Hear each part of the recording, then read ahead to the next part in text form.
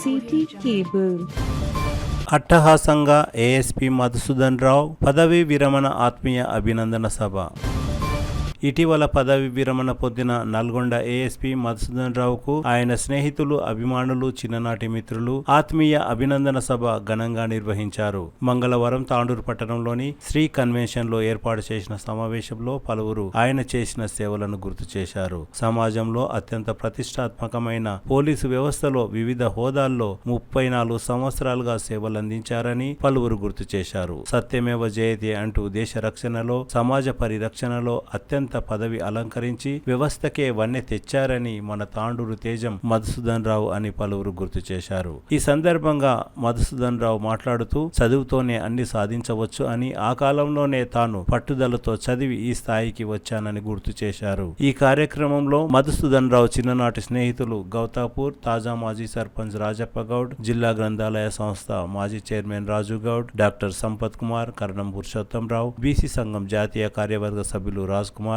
మాజీ జెడ్పీటీసీ గౌడి మంజుల వెంకటేశం, ఏఎంసీ మాజీ vice chairman Venkatarama Reddy, గౌడి Venkatesham, Tandur మాజీ ఎంపీపీ శరణు బసప్ప, సర్దార్ ఖాన్ బసవరాజ్, సీనియర్ విలేకరి శ్రీనివాచారి, మాజీ వైస్ ఎంపీపీ స్వరూప వెంకటరామరెడ్డి, పీఆర్టీయూ నాయకులు సుధాకర్, నాగప్ప, ఆశన్న, గాండ్ల సంగప్ప, కిష్టయ్య, మొంబాపూర్ మాజీ ఎంపీటీసీ శ్రీనివాస్, మాజీ సర్పంచ్ శ్రవణ్ కుమార్, ముదిరాజ్ సంఘం నాయకులు, బీసీ సంఘం నాయకులు, న్యాయవాది కుర్వ శ్రీనివాస్, యువకులు భారీ సంఖ్యలో పాల్గొని మధుసూదన్ రావును ఘనంగా అభినందించారు. గజమాలతో, శాల్వతో సత్కరించారు. కొందరు ఆయన అభిమానులు నల్గొండ నుండి వచ్చి అభినందించడం విశేషం.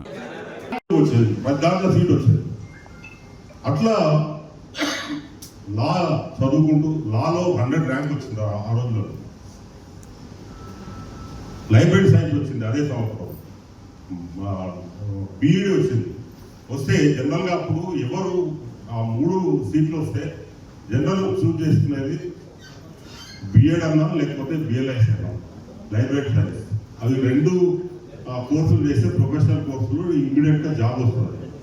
కానీ నేను సాహసం చేసిన, ధైర్యం చేసిన, అవి 2 వదిలిపెట్టి లాలో చేరాను. ఉస్మానియా యూనివర్సిటీ లా కాలేజీలో లాలో చేరాను.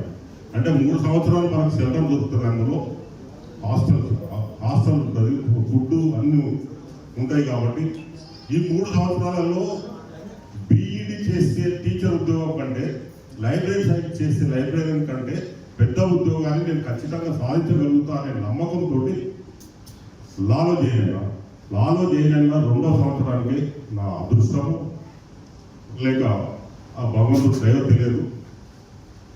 100% అప్పుడే చాలా రోజుల తర్వాత రిక్రూట్మెంట్ పడ్డారు, పోలీస్ రిక్రూట్మెంట్.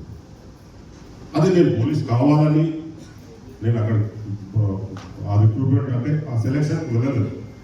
క్యాబులోకి వెళ్ళాము, ఏదో మాట్లాడుకుంటూ అప్పుడు గ్రూప్ 1 గ్రూప్ 2 కూడా ఎంట్రన్స్ అవి ఎగ్జామ్ నోటిఫికేషన్స్ వచ్చినాయి. అవి కూడా రాస్తున్నాం. ఈ ఎస్ఐ సెలెక్షన్ పడితే పోయి ఫిజికల్ టెస్ట్ అటెండ్ అయితే ఫిజికల్ టెస్ట్ ఈజీగా క్లియర్ చేయగలుగుతాం. ఫిజికల్ టెస్ట్ ఎప్పుడైతే క్లియర్ అయిందో నా పక్కన చెప్పినా నేను డెఫినెట్గా మనం ఈ జాబ్ కొడుతున్నాము. ఇంతకంటే మంచి జాబ్ ఏదైనా నోటిఫికేషన్ పడితే దానికి ప్రయత్నం చేద్దాము. ఒకవేళ ఇదే మనం వేరే జాబ్ పడకపోతే ఇది ఖచ్చితంగా కొడతాము అని చెప్పి నేను పక్కన చెప్పిన. ఆ వ్యక్తి తాండూరులో కూడా ఎస్ఐగా చేసిపోయాడు, రామ్ నరసింహరావు అని చెప్పి మీకు ఐడియా ఉంది. రామ్ నరసింహరావు నా నంబర్ వెనకాల పడ్డాడు.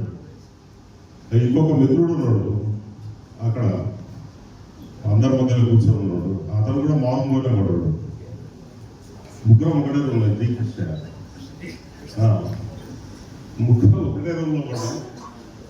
నేను చెప్పిన నిన్న 45 మినిట్స్లో పేపర్ చేసి ఆ మిగతా పేపర్ అంతా తీసుకొని నా వెనకాల పడ్డ రామ్ నరసింహరావు చూసుకొని చేసుకున్నాను. ఆయన కూడా చాలా క్వశ్చన్స్ చేసుకుంది ఆయన, కాకపోతే మొత్తం చేసుకోలేకపోయాడు. అయితే ఆయన ఇంటర్వ్యూ వరకు వచ్చిందా, అందరం ఇంటర్వ్యూకి పోయినాం.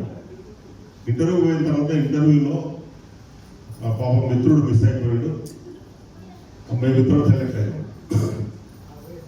అట్లా పోలీసు ఉద్యోగంలో చేరిన తర్వాత మాకు అలాట్ చేసిన జిల్లా ఇప్పుడు అందరూ చెప్పింది, చాలా కొంతమందికి ఐడియా ఉంది దాని మీద, ఆ జిల్లా మీద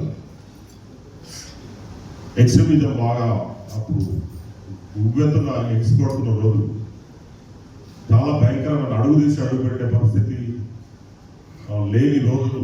ఆ రోజులలో మేము ఆ జిల్లాలో అడుగుపెట్టిన తర్వాత జనరల్గా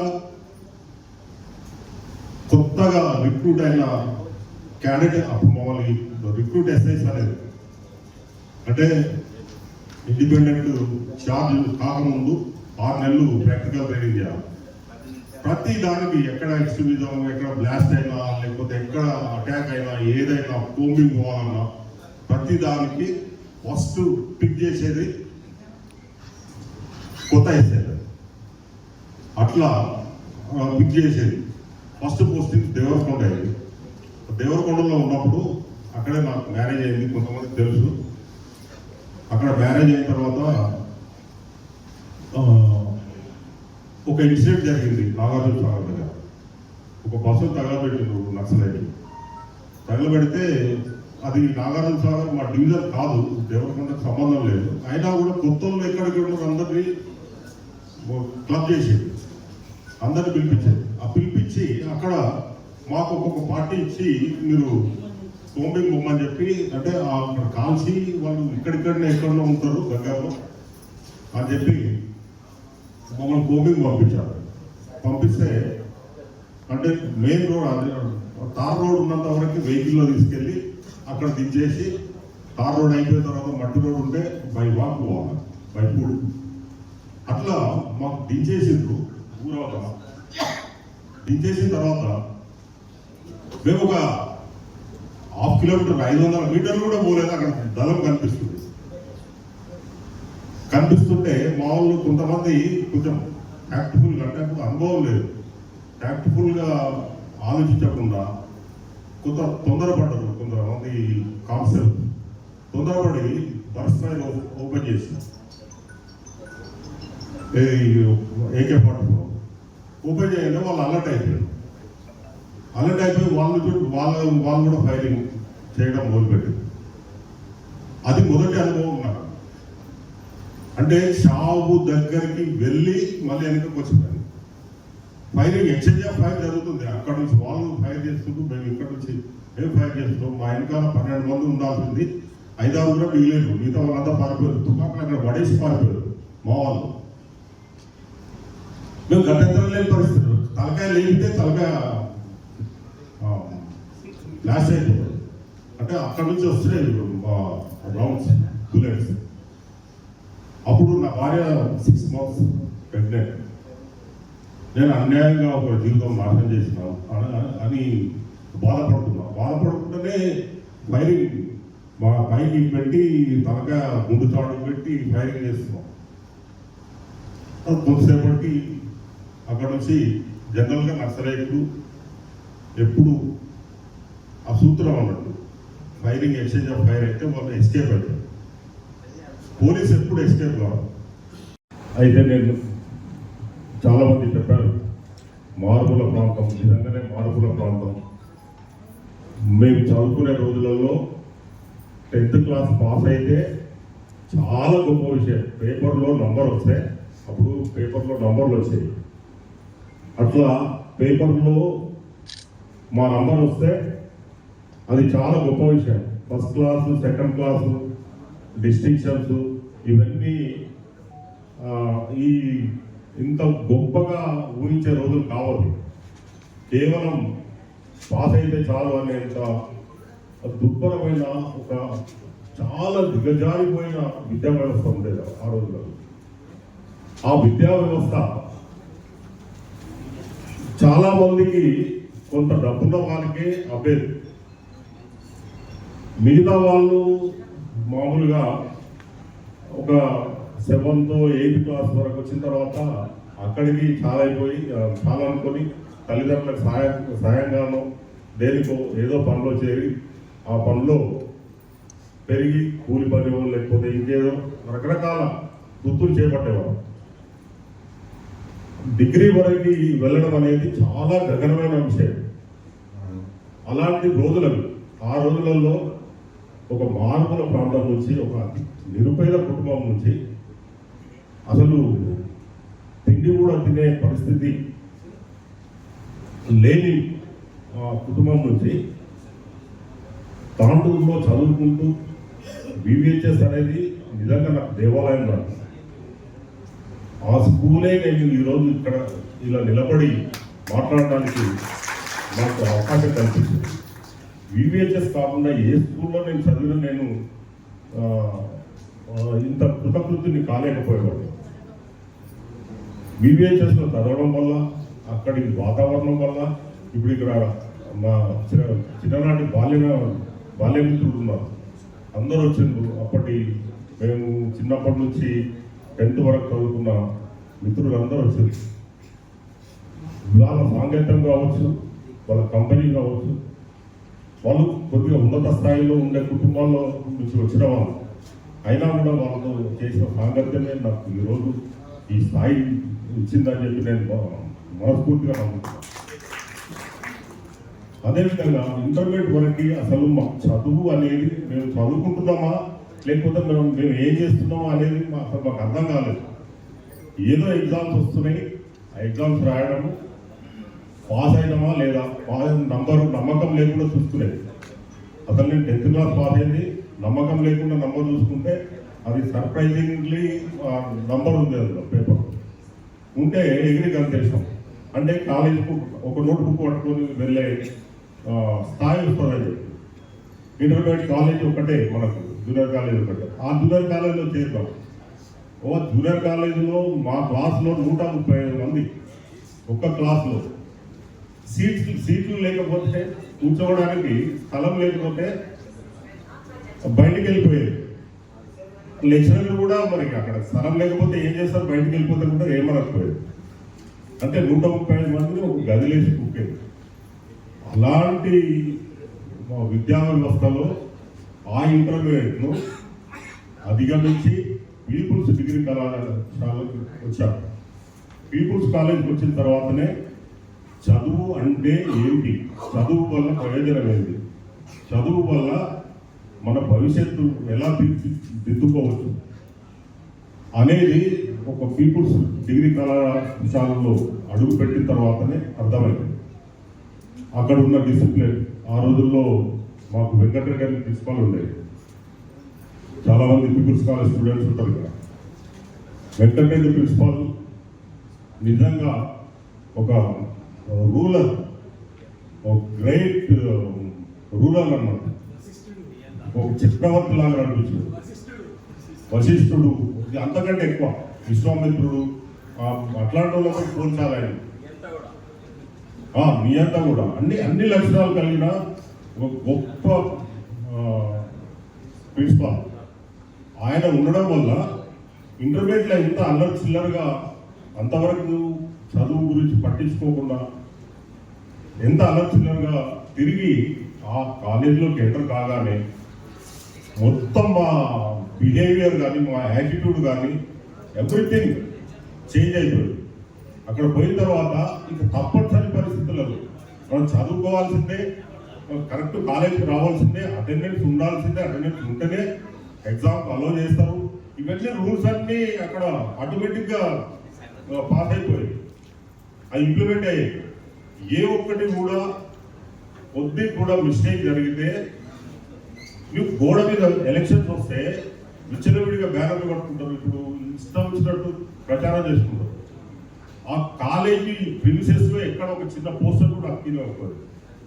అంటే అంతటి రూల్ చేస్తున్నారు, అంతటి డిక్టేట్ చేస్తున్నారు. చేయడం వల్లనే ఈరోజు ఇక్కడ చాలామంది అడ్వకేట్లు ఉన్నారు, నాలాంటి అధికారులు, ప్రభుత్వ ఉద్యోగులు ఉన్నారు. ఇలాంటి వ్యవస్థ నుంచి పీపుల్స్ కాలేజ్ వరకు ఓకే, డిగ్రీ అయిపోయింది, నెక్స్ట్ ఏంటి? డిగ్రీ అయిపోగానే ఉద్యోగాలు రావు. ఆ రోజు మనం 9th 10th క్లాస్లో ఉన్నప్పుడు కొన్ని సినిమాలు వచ్చాయి, కొన్ని మంచి మెసేజ్ ఇచ్చే సినిమాలు వచ్చాయి, కొన్ని ఏమో ఎగ్జాగరేషన్ చేసేది, కొన్ని సినిమాలు ఏంటంటే మనం నిర్వీర్యం చేసేది. సపోజ్ ఒక ఆకలి రాజ్యం సినిమా వచ్చింది, అందులో ఏంది బాగా దరిద్రమైన వ్యక్తిత్వాన్ని చూపిస్తారు. అసలు పెళ్లి రోజు చావు రోజు పెళ్ళి అని, లేకపోతే కాపాటు ఎటు లేదు పాటైనా పాడు కదా అని చెప్పి ఢిల్లీ వీధుల్లో అడుక్కు తినడం, ఒక్క సిగరెట్ ముక్కలు 4-5 తాగడం అని ఎంత దుర్భరంగా చూసిందంటే అంత దుర్భరంగా. అంటే ఆ సినిమా చూస్తే అప్పుడు ఉందని చెప్పేసి ఈ సందర్భంగా తెలియజేసుకుంటున్నాను. మరి 34 సంవత్సరాలు అనేక రకాల సేవలు అందిస్తూ ప్రభుత్వానికి మరి ఇటు ప్రజలకు అన్ని రకాలుగా ఆయనకు 34 ఏళ్ళ సర్వీస్ని పూర్తి చేసుకోవడం, మరి విజయవంతంగా పూర్తి చేసుకోవడం ఎంతో సంతోషమైన విషయం. భవిష్యత్తులో కూడా ఆయనకు భగవంతుడు అన్ని విధాలుగా ఆరోగ్యాలు ఇవ్వాలని చెప్పేసి కోరుకుంటూ మరి మనమందరం కూడా ఆలోచన చేసుకున్నాము. మరి 34 సంవత్సరాల కింద సార్కి డ్యూటీ రావడం ఎంతో సంతోషమైన విషయం. మరి ఇప్పుడు ఆయన చేయవలసిన పని, ఈ తాండూరు గడ్డకు ఆయన ఒక సేవలు అవసరం. ఈ తాండూరు ప్రాంతానికి ఆయన ఒక అనుభవం కానీ, ఆయనకు తెలిసిన విషయాలు కానీ తాండూరు ప్రాంత బిడ్డలందరికీ తెలిసే విధంగా సార్ గారు ప్రయత్నం చేయాలని తెలియజేసుకుంటూ మరి ఒక చిన్న మాట, మరి 34 సంవత్సరాల నుంచి ఆయనకు ఉద్యోగం రావడం అంటే మరి ఆ రోజు ప్రభుత్వం కలిగించిన ఏదైతే బీపీ మండల్ కమిషన్ ద్వారా 27% బీసీలకు రిజర్వేషన్ వచ్చింది కాబట్టి ఆ రోజు సార్ గారికి ఉద్యోగం వచ్చిందనే సంగతి నేను అనుకుంటున్నది. అంటే ఏమైనా తప్పుంటే కూడా మళ్ళీ నన్ను సరిదిస్తున్నాను. మరి 34 సంవత్సరాలు సేవ చేసుకుంటూ అంత అయిపోయింది, ఆయన ఒక జీవితం అయిపోయింది. ఇక పుట్టిన జాతి కోసం, తాండూరు గడ్డ కోసం ఆయన సేవలు అందియాలని చెప్పేసి కూడా ఈ సందర్భంగా మీ అందరూ కూడా తెలియజేసుకుంటున్నాను.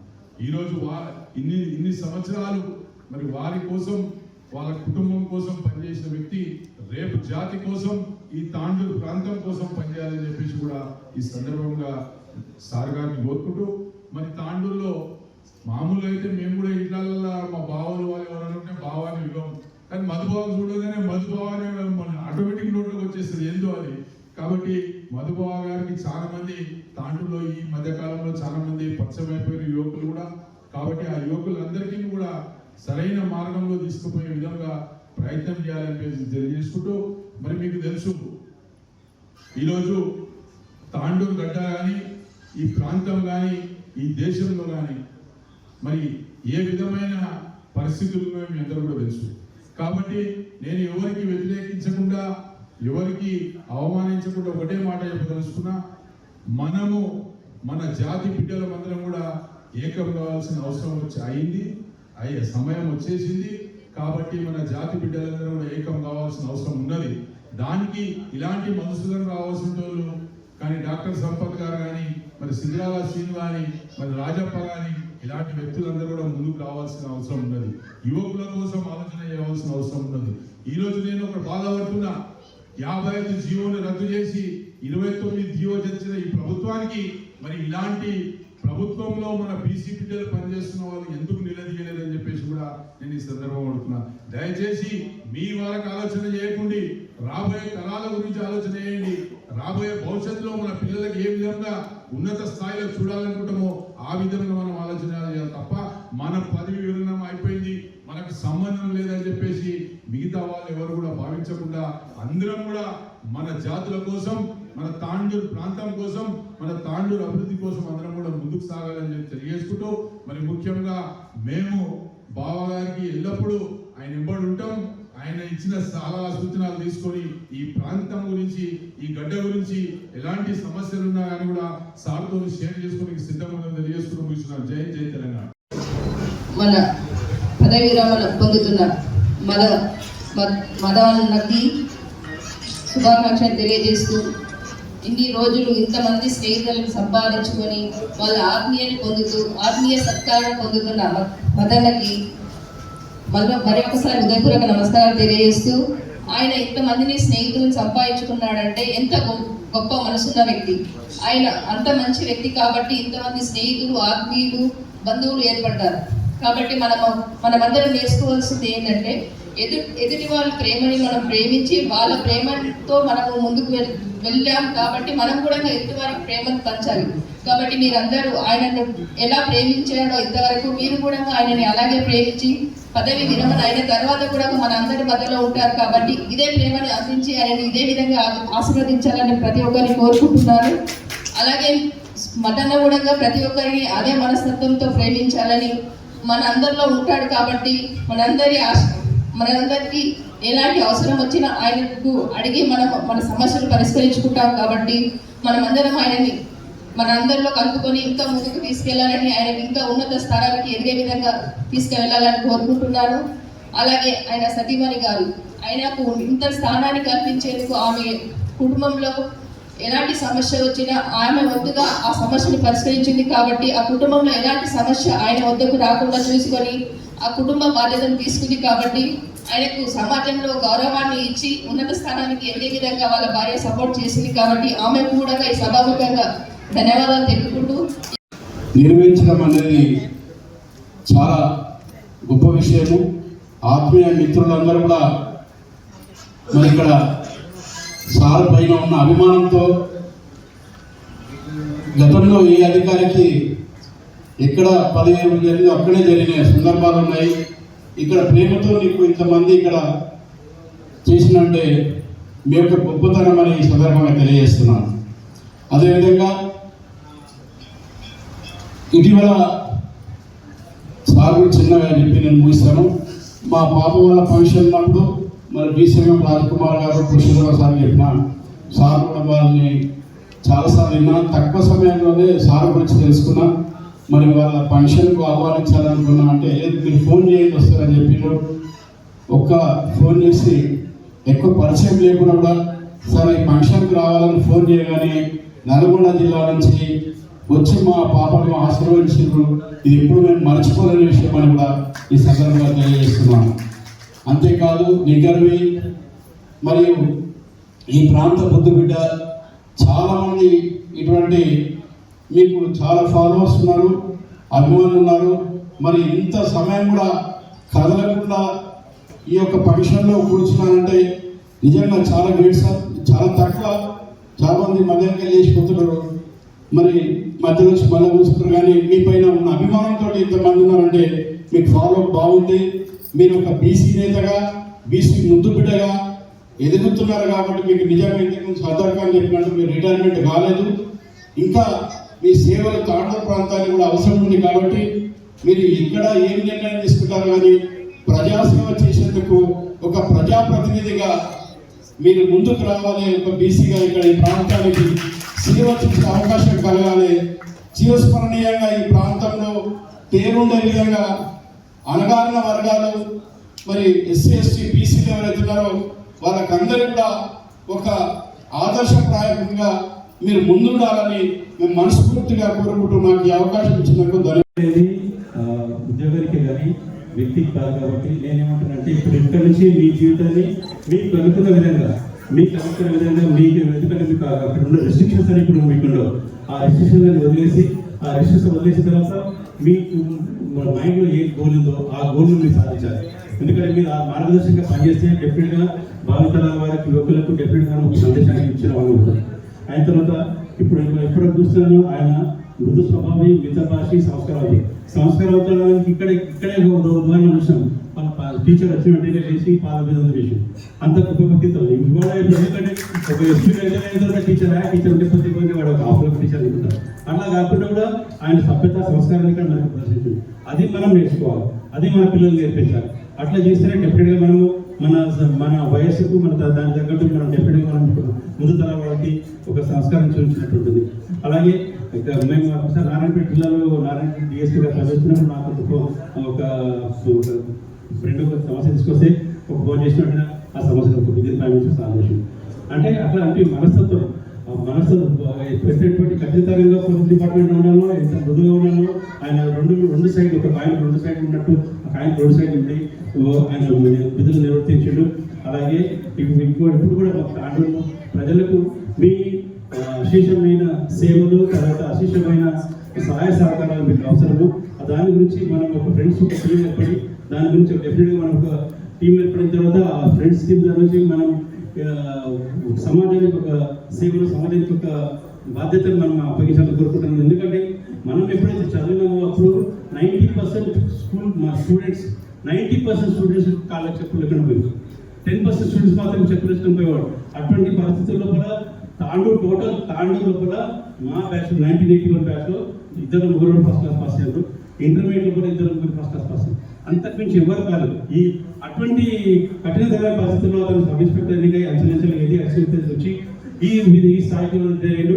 ఎందుకంటే ఆయన ఆదర్శంగా తీసుకొని మనం ఫస్ట్ మనం మన పిల్లలకు నేర్పాలి, తర్వాత ఆయన ఆదర్శంగా తీసుకొని యువకులకు కూడా నేర్చుకోవాలి. అటువంటి పరిస్థితి. ఎందుకంటే ఇప్పుడు ఈ కాంపిటీషన్ లైఫ్ లోపల ప్రతిరోజు నిత్యం పోరాటం ఉంటుంది. ఆ పోరాట పటిమను దాదాపు 34 సంవత్సరాలు చూపించాడు. ఇక ముందు కూడా మీరు మీ పోరాట పటిమను దీంట్లో చూపించాలి. దీంట్లో అంటే మన జీవితంలో చూపించాలి. మీరు అనుకున్న లక్ష్యాన్ని, మీరు అనుకున్న ఎందుకంటే మీరు చేయదలుచుకున్నారు అది ఈ టైంలో చేయించాలని ఈ సభాముఖంగా మీకు కోరుకుంటున్నాను.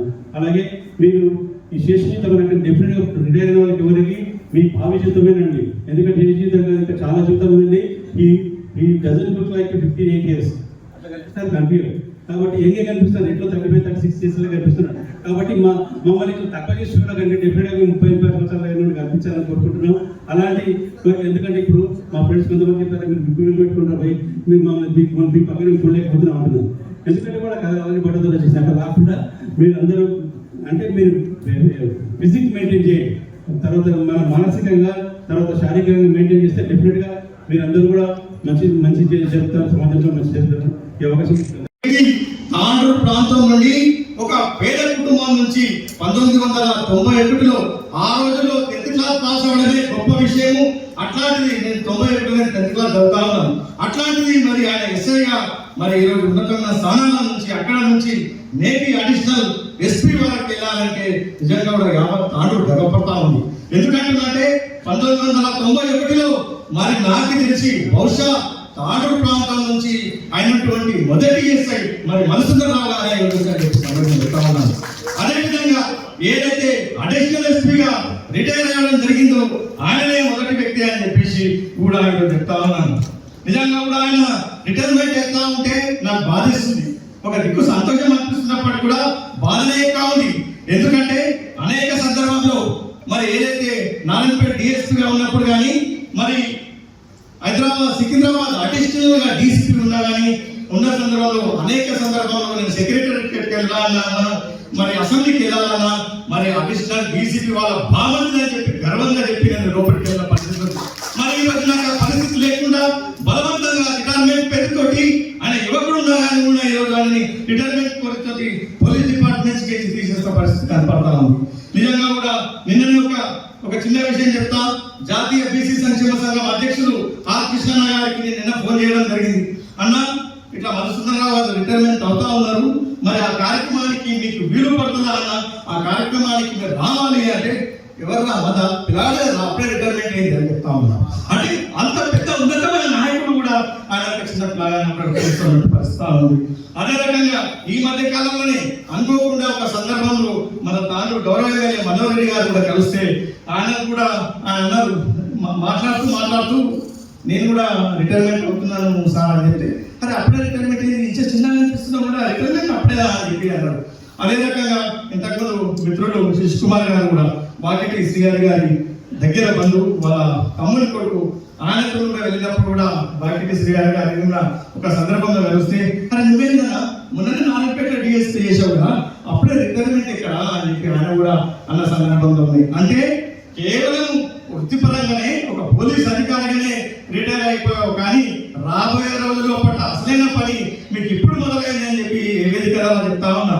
ఎందుకంటే మరి యావత్ బీసీ సమాజం తాండూరులో ఒక బలమైన నాయకుని ఒక ఎలాంటి నీతి అవినీతి లేనటువంటి నాయకుల కోసం తాండూరు ప్రజలు చూస్తా ఉన్నారు. అలాంటి నాయకుడుగా మీరు కంపల్సరీ ఉండాలి, కష్టంగా ఉండాలని చెప్పేసి ఈ వేదిక ద్వారా చెప్పుకుంటూ రాజయోగాల పట్ల కృష్ణ గారు కూడా ఒకటే కోరుతున్నారు.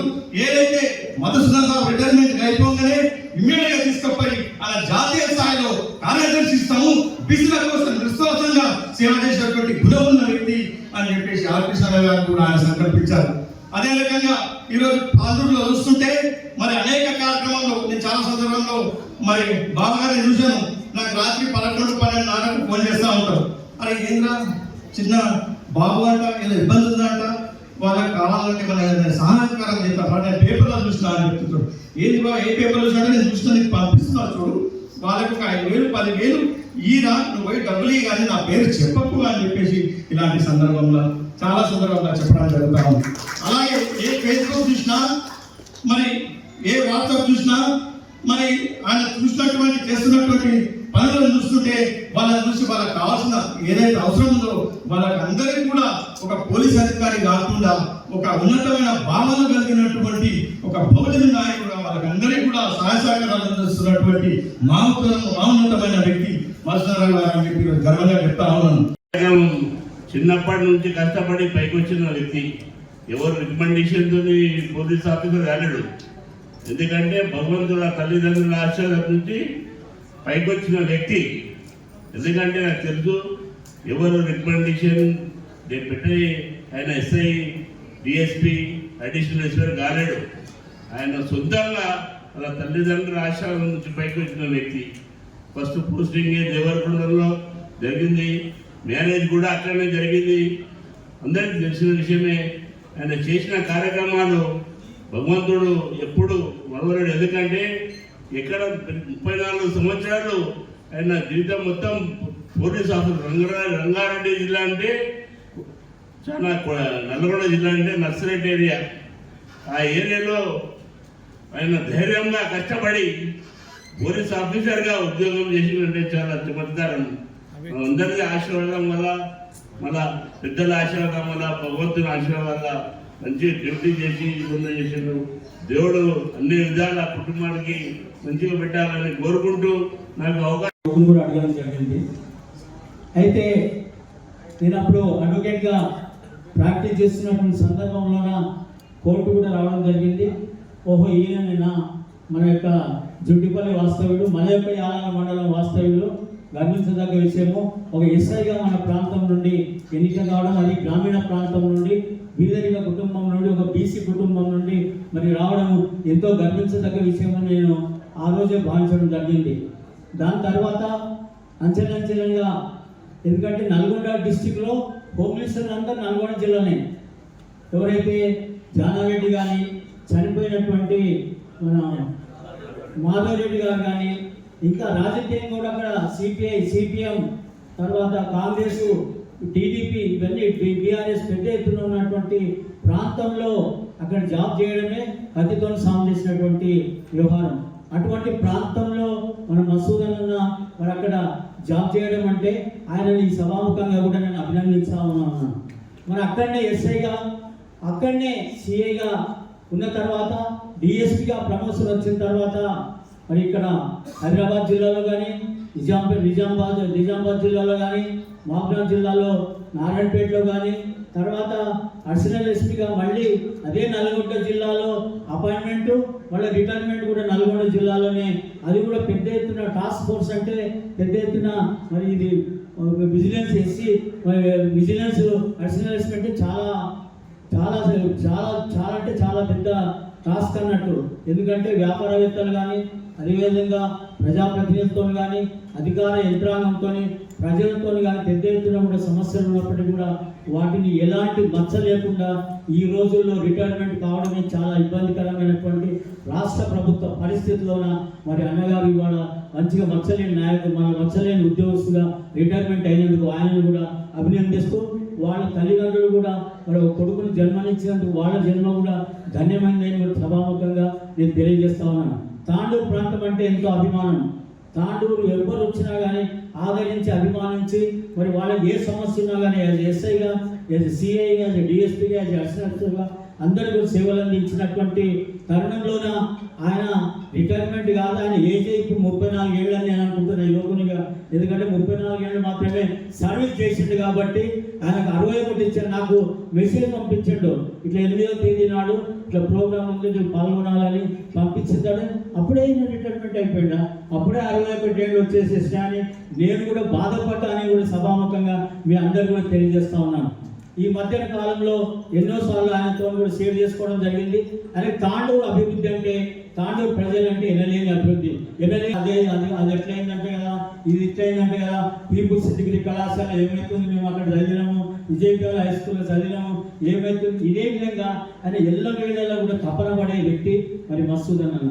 అటువంటి విషయంలోన మరి రిటైర్మెంట్ అనేది ప్రతి ఉద్యోగికి కూడా కంపల్సరీ కాబట్టి ఆయన రిటైర్మెంట్ అయినప్పటికీ కూడా తాండూరులో ఆయన మిత్రమండలం అయితే ఏదైతే ఉన్నదో చాలా స్ట్రాంగెస్ట్గా ఉంది కాబట్టి అందరు కలిసి ఆయనని ఇక్కడ ఒక చారిటబుల్ ట్రస్ట్గా ఏర్పాటు చేసేసి ఈ ప్రాంత ప్రజానికానికి సేవ చేసే విధంగా ముందుకు కొనసాగాల్సిందిగా ఈ సభాముఖంగా మరి ఒక మసూదన్ గారు నేను విజ్ఞప్తి చేస్తా ఉన్నాను. నిజంగా you are the torch bearer of our Tandur and మా యువతరానికి మీరు ఒక టార్చ్ బేరర్ అని మేము భావిస్తా ఉన్నాం. ఇది రిటైర్మెంట్ కాదు, it is not a retirement sir, it is a rejuvenation. It is a rejuvenation. What is meant by rejuvenation? Acquiring the youthfulness to you. అంటే యువతరాన్ని, అంటే ఉక్కు నరాలు ఇనుప కండరాలు కలిగినటువంటి యువత ఈ దేశానికి కావాలని స్వామి వివేకానంద వారు అయితే చెప్పినారు. ఆ ఉక్కు నరాలు, ఇనుప కండరాలు ఇప్పుడు మీకు వస్తున్నాయని చెప్పేసి మేము భావిస్తా ఉన్నాం. One of my friend who works in vigilance and enforcement, ఆయన చెప్తాడనమాట, అన్న విజిలెన్స్ అండ్ ఎన్ఫోర్స్మెంట్ చాలా వండర్ఫుల్ అన్న మీరు అంటే అంటాడు Arun. Vigilance and enforcement V and D short ఏదైతే అంటామో వి అండ్ ఈ కి ఉండాల్సింది P and E, professional ethics ఎప్పుడైతే ఉంటాయో అప్పుడే వి అండ్ ఈ కి వస్తారు అని చెప్పేసి ఆయన చెప్తా ఉంటాడు. ఆ ప్రొఫెషనల్ ఎథిక్స్ కలిగి ఉన్నాయి కాబట్టి మీరు విఎన్డిని ఎంచుకున్నారు సార్, అది మేము భావిస్తా ఉన్నాం.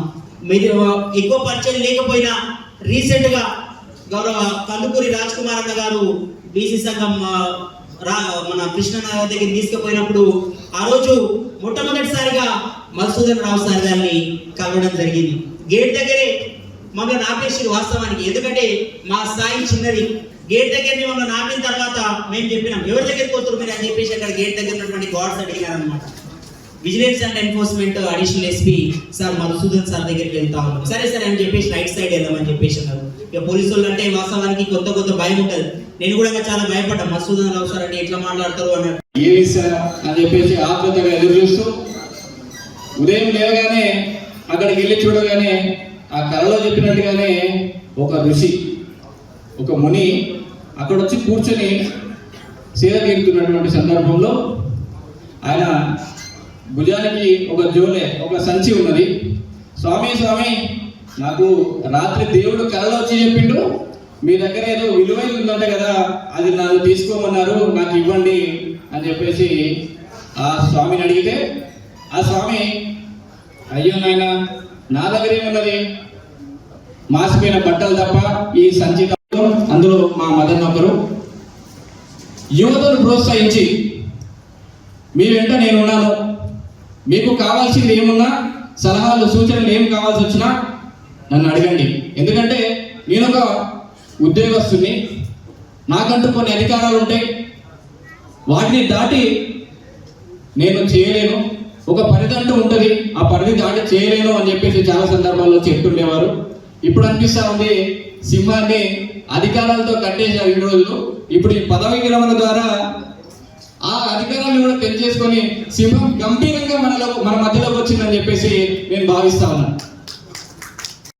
గౌరవ పెద్దలకు మరియు సార్ గారితోటి సాహిత్యం ఉన్న ఫ్రెండ్స్ అందరికీ మరియు కుటుంబ సభ్యులకు కూడా నా నుంచి హృదయపూర్వక నమస్కారాలు తెలియజేస్తా ఉన్నాను. ముఖ్యంగా పదవి విరమణ అనగానే మరి సార్తో ఉన్న ఆ సంబంధం, స్నేహితులు మరి ఇంతకుముందు చాలా గొప్పగా చెప్పారు సార్. స్నేహం లేని అడుగుడా బయటికి వెళ్ళలేని ప్రపంచంలో మనం ఈనాడు ఉన్నాం. మరి ఇంత గొప్ప సభను ఏర్పాటు చేసి తాండూరు ప్రజలకి మరి సార్ గారిని మరొక్కసారి తను వెళ్ళిన ఆ శిఖరాన్ని గుర్తు చేస్తూ సార్ గారి యొక్క మనస్సును మనందరి ముందు తిప్పడానికి ప్రయత్నం చేసిన మిత్ర బృందానికి ముఖ్యంగా శిరస్సు వంచి నమస్కారాలు తెలియజేస్తున్నా సార్. మీలాంటి మిత్రులు ఉంటే ఎక్కడికైనా ఎన్ని విజయాలైనా సాధించగలిగే సామర్థ్యం మా లోపల పెరుగుతుంది సార్. మీలాంటి వ్యక్తుల ఆశీర్వాదాలు మా పైన ఉండాలి. ఇక సమాజం గురించి వస్తే, సమాజంలో ముఖ్యంగా సమాజం కోసం పనిచేసే వ్యవస్థల్లో ఉన్నారు. సార్ గారికి అర్ధాంగిగా మరి సార్ గారి మనసును గెలిచి సార్ గారికి పెళ్లి చేసుకున్నటువంటి మా అమ్మగారికి పదవి వందనాలు చేస్తే, చాలా కష్టపడి మరి సార్ సమాజం కోసం 24 గంటలు పనిచేస్తూ ఉంటే తను చాలా ఓపికగా ఉండి మరి సార్ గారిని అర్థం చేసుకొని సమాజం ద్వారా శిరస్సు వచ్చి పదవి వందనాలు చేస్తూ ఉన్నా సార్.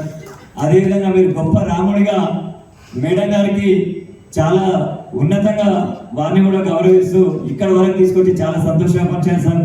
అదేవిధంగా మీ సంతానాన్ని దశరథ మహారాజులాగా తీర్చిదిద్ది మరి వారిని కూడా ఈ సమాజంలో ముందుకు వెళ్ళే విధంగా మీ సహాయాలు ఉన్నాయని ఆశిస్తున్నా సార్.